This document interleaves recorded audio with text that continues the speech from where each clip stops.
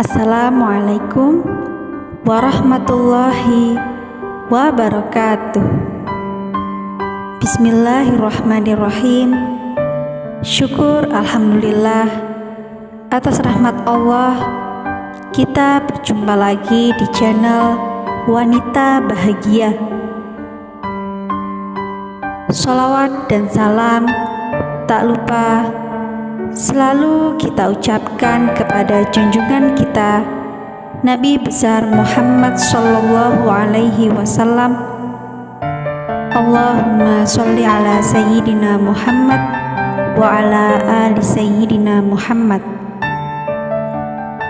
Semoga kita semua diampuni dosa-dosanya, diberikan kesehatan,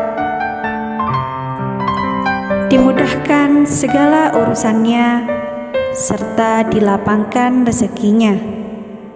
Amin ya rabbal alamin. Sahabat yang dirahmati oleh Allah Subhanahu wa ta'ala,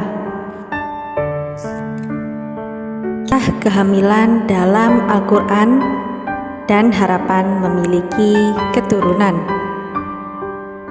Memiliki seorang anak adalah impian banyak orang, khususnya wanita.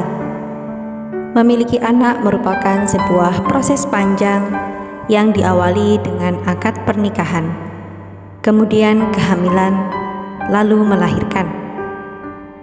Usia kehamilan wanita hingga melahirkan minimal terjadi selama 6 bulan dan biasanya hingga 9 bulan. Menurut ilmu kedokteran, ada beberapa wanita yang tidak mungkin mengalami kehamilan lagi.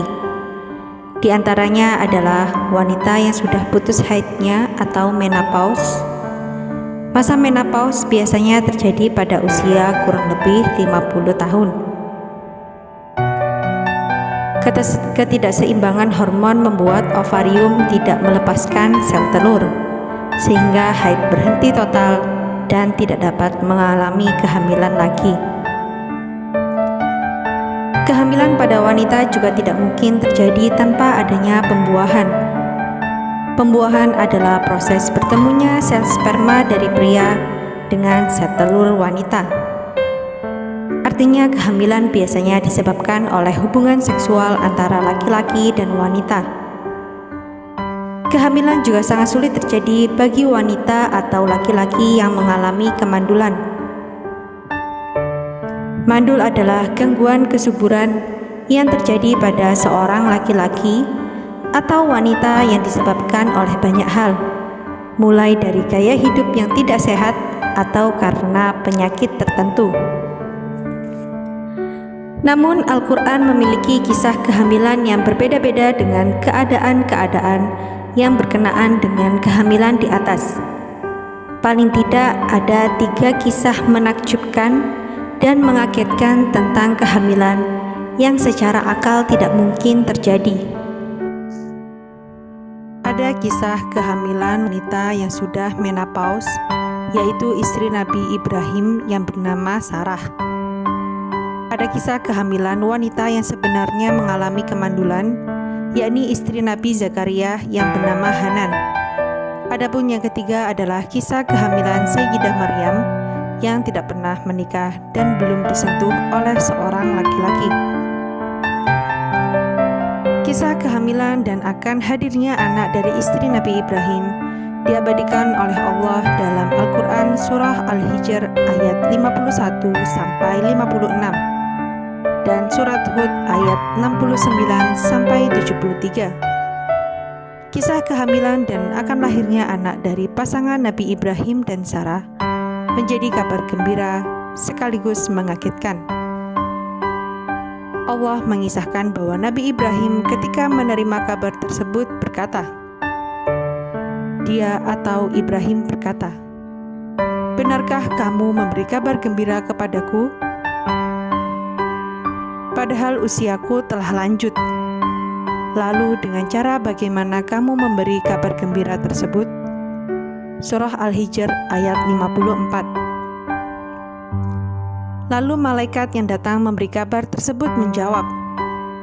Mereka menjawab, kami menyampaikan kabar gembira kepadamu dengan benar, maka janganlah engkau termasuk orang yang berputus asa. Surah Al-Hijr ayat 55. Istri Nabi Ibrahim juga menampakkan keheranannya akan berita tersebut. Tepatnya dikisahkan dalam surat Hud ayat 72 dan 73 yang berbunyi, dia, istri Nabi Ibrahim berkata,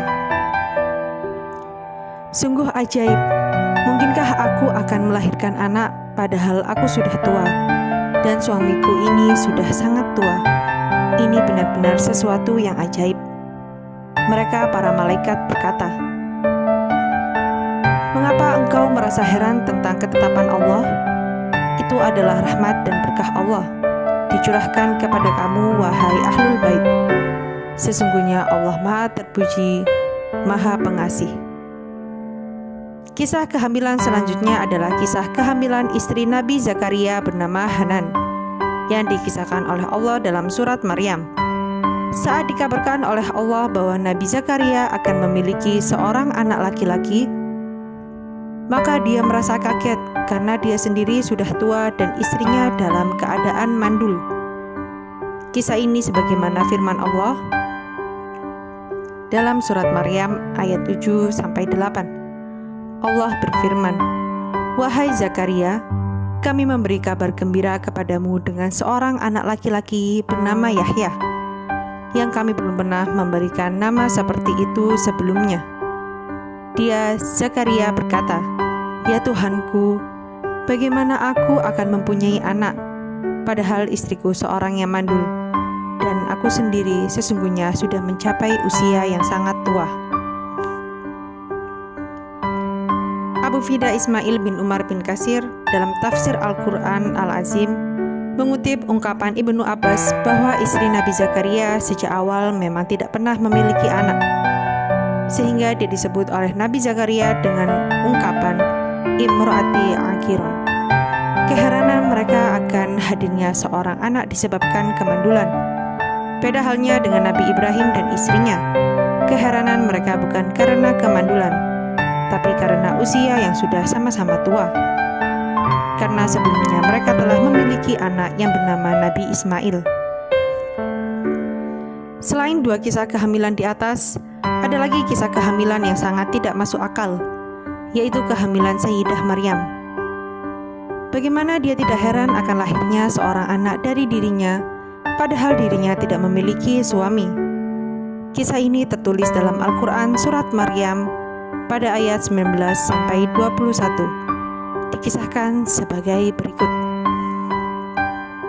Dia, Jibril, berkata, "Sesungguhnya aku hanyalah utusan Tuhanmu untuk menyampaikan anugerah kepadamu seorang anak laki-laki yang suci." Dia, Maryam, berkata, "Bagaimana mungkin aku mempunyai anak laki-laki, padahal tidak pernah ada orang laki-laki yang menyentuhku, dan aku bukan seorang pezina." Dia, Jibril, berkata, "Demikianlah Tuhanmu berfirman, hal itu mudah bagiku, dan agar kami menjadikannya suatu tanda kebesaran Allah bagi manusia dan sebagai rahmat dari kami.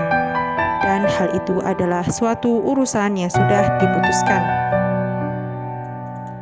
Dari tiga kisah kehamilan di atas yang diabadikan dalam Al-Quran, kita dapat mengambil pelajaran bahwa tidak ada yang mustahil bagi Allah. Meskipun kehamilan wanita-wanita dalam kisah di atas secara akal tidak mungkin, secara medis sulit terjadi, namun ketika Allah telah berkehendak, maka tidak ada yang dapat menghalangi kehendak Allah. Kisah-kisah tersebut juga bisa menjadi motivasi bagi pasangan suami istri yang belum dikaruniai anak, meskipun sudah diputuskan mandul atau tidak kunjung hamil, maka selain ikhtiar maksimal, harus banyak berdoa dan meminta kepada Allah Subhanahu wa Ta'ala, kemudian bertawakal. Barangkali keajaiban-keajaiban kehamilan yang terjadi kepada tiga wanita, sebagaimana dikisahkan dalam Al-Quran, juga bisa terjadi kepada wanita lain. Semoga apa yang kami sampaikan kali ini bermanfaat untuk kita semua. dan menjadi ladang pahala.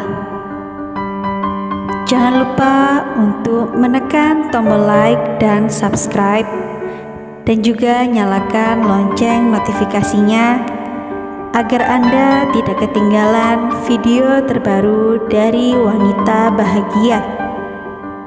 Sampai jumpa di video kami selanjutnya. Sekian dan terima kasih banyak. Wassalamualaikum.